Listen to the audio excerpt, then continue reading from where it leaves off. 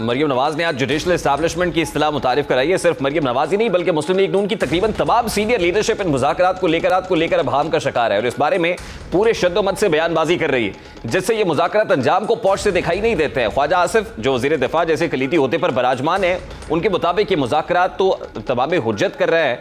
जावेद लतीफ़ तहरीक इंसाफ को दहशतगर्द जमात करार देते हुए कह रहे हैं कि दहशतगर्दों के विंग से मुज़ाकरात नहीं होते, पेट्रोल बम फेंकने वालों और आलमी कुव्वतों के आलाकार बनने वालों से मुज़ाकरात नहीं हो सकते हैं। कि क़यादत बशमूल शाहिद खान अब्बासी इस बारे में क्या ख्याल रखती है, जरा उसकी एक झलक आपके सामने रखते हैं। अल्हम्दुलिल्लाह मियाँ शहबाज शरीफ के ऊपर जो है 180 जो है जिनके नाम जिनके दस्तखत जो है वो हमने ट्विटर के ऊपर पब्लिश भी कर दिए हैं, उन्होंने एतमाद का इजहार भी किया है।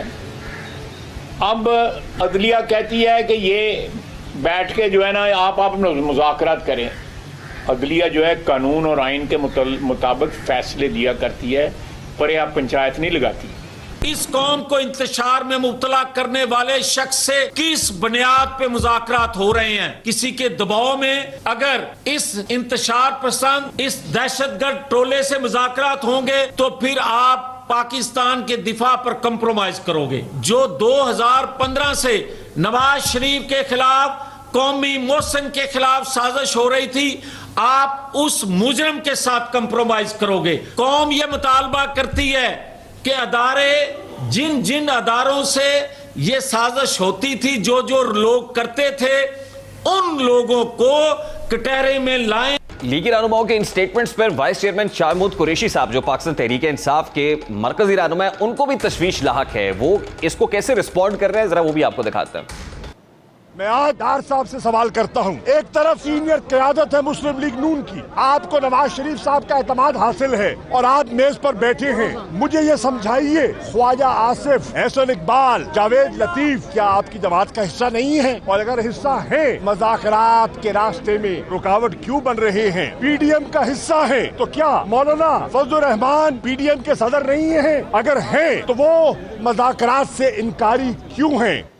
अब इन मुज़ाकरात को लेकर सवालात तो बहुत सारे हैं। सादा सा सवाल यह है कि मुज़ाकरात का आखिरी रोज जुमे के रोज हुआ था, जिसके बाद फैसला हुआ कि तीसरी नशस्त मंगल को होगी, अगला दौर तब होगा। या सवाल यह है कि ऐसी क्या मजबूरी थी कि मुज़ाकरात के दौरान इतना लंबा गैप डाला गया, इतना लंबा वक्फा है, वो भी ऐसे वक्त में जब पूरा मुल्क सिर्फ इस वजह से साकित है कि सियासत अदम इस्तेहकाम, जो सियासी अदम इस्तेहकाम मुल्क में नहीं हो सकता। मुल्क को इस कशमकश से निकालने की बजाय छुट्टियां एंजॉय करना ज्यादा जरूरी था। क्या यह वक्फा सिर्फ और सिर्फ वक्त गुजारी के जरिए के तौर पर इस्तेमाल किया गया है? कल सुप्रीम कोर्ट में प्रैक्टिस एंड प्रोसीजर बिल के हवाले से भी 8 रुकनी बेंच समाअत करने जा रहा है। हुकूमत ने भी बुध के रोज तय करदा जो असेंबली इजलास है वो मंगल को तलब कर लिया है। अगर पिछले पैटर्न को देखा जाए तो इससे वाज़ेह महसूस होता है कि अगर अदालत में इस बिल के खिलाफ कोई फैसला आया तो पार्लियामान के जरिए इस फैसले को मुतफ़िका तौर पर रोका जाएगा। इसी दौरान जब मुज़ाकरात की हतमी नशस्त भी होगी तो लामहला इस सब का असर भी इस पर पड़ेगा कि अदालत अगर पूछती है तो अदालत को कह दिया जाएगा कि अभी तो हमारी मुज़ाकरात रिज्यूम हो गए हैं। इस सारे मामले पर बात करेंगे। इस वक्त अमीर जमात पाकिस्तान सेनेटर सिराजुल हक साहब ने हमें ज्वाइन किया है। अस्सलाम वालेकुम सिराजुल हक साहब, बहुत बहुत शुक्रिया आपके वक्त के लिए। सबसे पहले तो बड़ा सादा सा सवाल है, क्योंकि इन मुज़ाकरात को लेके इस प्रोसेस को बड़े करीब से आप देख रहे हैं, इसमें इन्वॉल्व भी हैं, आप चाहते हैं कि मामलात मफाहमाना तर्ज अमल से और सुलह-जुई से हल हो जाए। क्या ये मुज़ाकरात डेडलॉक का शिकार हो गए? नहीं, इसका तो मंगल को दिन भी मुकर्रर है और वक़्त भी आपस में तय किया है। ये जो मंगल के दिन तक इसको मुलतवी किया गया, इसमें भी मेरा बड़ा सादा सा सवाल है, ये दरमियान में जो हफ्ते और इतवार की और पीर की छुट्टी आ गई, ये जो लोग मुज़ाकरात कर रहे हैं दोनों फरीकैन में, कितने मजदूर हैं, कितने लेबर यूनियन के प्रेसिडेंट्स हैं जो बैठे हुए हैं कि जिनको छुट्टी चाहिए थी, ये तो फौरी तौर पर हो जाने चाहिए थे। तो ये जो रखना डाला जा रहा है, आपको नहीं लगता कि बड़ा क्विकली मुज़ाकरात की तरफ इन 3 रोज़ में भी बढ़ा जा सकता था, पेशरफ्त हो सकती थी? और भी गम है ज़माने में मोहब्बत के सिवा। मुज़ाकरात ही सिर्फ एक काम नहीं है, और भी बहुत सारे काम हैं। फिर पार्टियों के अंदर भी ज़ाहिर मुशावरत होती है, गरम नरम और प्लस माइनस हर तरह के लोग होते हैं। तो इसलिए उन्होंने दरमियान में कुछ वक्फा ज़रूरी समझा होगा। लेकिन at this point in time तो मेरा ख्याल है ताख़ीर के लिए कोई वक्त मौजूद नहीं है। और फिर जो बयानात में खासी सख्ती आ गई है दोनों तरफ से, इमरान खान साहब ने तो बसूरत दीगर मार्च की धमकी भी दे दी और कहते हैं कि 14 मई को असम्बलियाँ डिज़ोल्व करें वरना मार्च होगा। और फिर उधर से भी नवाज शरीफ साहब स्कूल ऑफ थॉट जो है और मरीम नवाज साहिबा ने भी आज खासी गर्मा गर्म तकरीर की है, तो ये बयानात की शिद्दत तो बता रही है कि कहीं ना कहीं कोई डेडलॉक है या मुज़ाकरात के कामयाब होने के चांसेस बड़े कम है। देखिए, इलेक्शन के अलावा और कोई ऑप्शन तो नहीं है। अब इलेक्शन कब हो इसके लिए तमाम सियासी जमातों का इत्तेफाक राय ज़रूरी है। इसलिए मैं फिर कहूँगा कि अपना अपना मौक़िफ़ है, तलख़ियाँ भी है, इसलिए कि तवील अरसे तक एक दूसरे को गालियाँ गलोच ये लोग देते रहें, हम रहेंगे या वो रहेंगे, इस तरह ऐलानात होते रहते हैं और सियासत अब एक ज़ाती दुश्मनी में इन लोगों ने तब्दील की है। देखिए, पाकिस्तान तहरीक इंसाफ का मुतालबा ये है कि जुलाई में इलेक्शंस कराए जाएँ और अगर जुलाई में इलेक्शंस होंगे तो यकीनन मई में असम्बलीज़ को डिज़ोल्व करना पड़ेगा। हुकूमत ये कहती है कि at this point in time assemblies की डिसोल्यूशन इसलिए नहीं हो सकती कि जून में बजट पेश करना है और फिर IMF के साथ मामलात भी they are hanging in the air, अभी मैच्योर नहीं हुए हैं। तो आपके नज़दीक फिर ये म्यूचुअल विन विन या middle of the road solution क्या हो सकता है?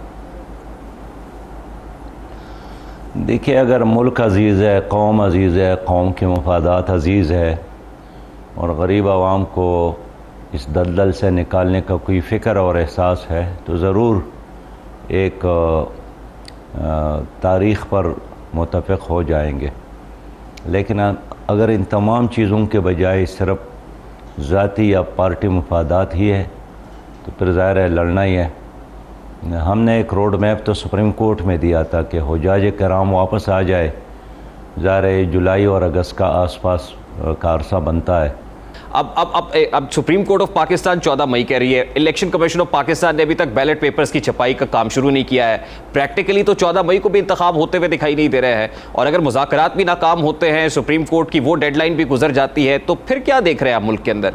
मुल्क में एनार्की होगी, कियोस होगा, इंतशार होगा, सुप्रीम कोर्ट एक्ट करेगी, तौहीन अदालत करेगी, क्या करेगी? आप तो इन्हें अगर आप कोई लंदन का साहब मुझसे पूछता तो मैं ज़रूर जवाब देता कि मैं ये देख रहा हूँ, लेकिन आप तो पाकिस्तानी हैं। अब 77 में मुज़ाकरात नाकाम हो गई तो क्या हुआ? 90 दिन के नाम पर ज़ियाउल हक़ साहब आए थे और फिर 11 साल उसने गुजारे। फिर 1997 में क्या हुआ जब मुज़ाकरात नहीं हो सके कामयाब पीपल पार्टी और मुस्लिम लीग के दौर में? फिर क्या हुआ? फिर परवेज़ मुशर्रफ के सूरत में 10-11 साल माशाल्लाह हमने देखा भुगता। तो अगर अब भी ये लोग आपस में यानी किसी चीज़ पर मुत्तफ़िक़ नहीं हो जाते हैं तो वक़्त तो हाथ से निकल जाएगा।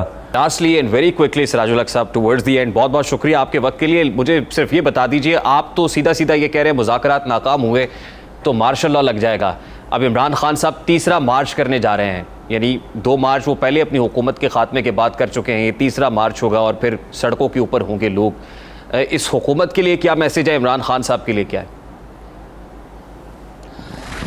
देखिए लिए हुकूमत के लिए तो मेरा मैसेज यही है कि इस वक्त जो क्राइसिस है, इस क्राइसिस से मुल्क को निकालने का सबसे बड़ी ज़िम्मेदारी वज़ीर आज़म और उनकी टीम पर है। इसलिए जो आली ज़र्फ़ होता है वो झुक के मिलता है, जो जितना ज़िम्मेदार होता है उतना ही वो कुर्बानी देता है।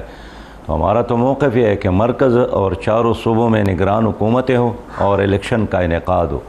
बाकी जो मार्च की बात है तो हम तो कभी भी लॉन्ग मार्च, शॉर्ट मार्च के मुखालिफ नहीं, इसलिए कि आईन हर एक को इसका हक़ देता है। लेकिन ये भी आपको मालूम है कि एक मार्च होता जो बिलावल साहब ने किया, एक मार्च होता जो इमरान खान ने भी किया, एक मार्च वो है जो महंगाई के ख़िलाफ़ जमात इस्लामी ने भी किया। तो ये तो होता रहता है, तो जमहूरियत का एक हिस्सा है और जलसा करना, जुलूस करना, रैली करना। लेकिन उसके असरात क्या होंगे? उसके असरात पड़ेंगे गरीब आवाम पर और फ़ायदा होगा उन लोगों का जिसका हमेशा बिगाड़ में उनको फ़ायदा मिलता है। फिर जाते जाते ये भी बता दें कि इलेक्शंस इसी साल हो जाएंगे या मुज़ाकरात नाकाम हुए तो इस साल भी इलेक्शंस नहीं होंगे? बिल्कुल 2023 में इलेक्शन होंगे और ज़रूर होंगे। इलेक्शन वाहिद ऑप्शन है, इसके अलावा और कोई ऑप्शन नहीं है।